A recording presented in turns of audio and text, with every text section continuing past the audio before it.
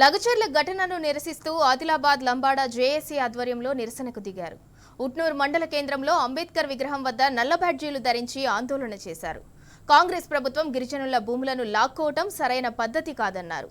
గిరిజనులపై అక్రమ కేసులు పెట్టడం మానుకోవాలని, లేని పక్షంలో రాష్ట్ర వ్యాప్తంగా ధర్నా కార్యక్రమాలు చేస్తామని చెప్పారు.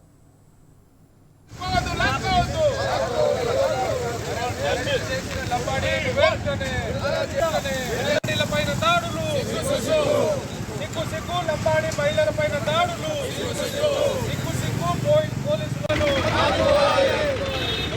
ప్రజలను, లంబాడి ప్రజలను, లంబాడి ప్రజలను,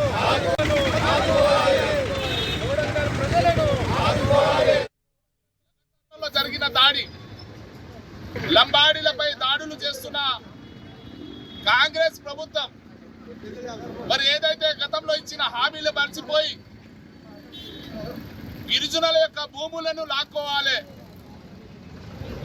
అమాయకులైన గిరిజనులు లంబాడి సోదరులు మరి వారు సాగు చేసుకొని బతుకుతున్న వ్యవసాయ భూమిని లాక్కొని వారిని రోడ్డులో పడేసి పని చేసే విధంగా మరి కాంగ్రెస్ ప్రభుత్వం చేస్తూ ఉంది.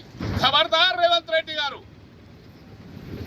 లంబాడీలపై ఇటువంటి అన్యాయంగా మరి కేసులు పెట్టేసి మరి వారి జైలు పాలు చేయడం, నీకు లంబాడీ సోదరులు వేసిన ఓట్లు మరి మా తప్పైందా?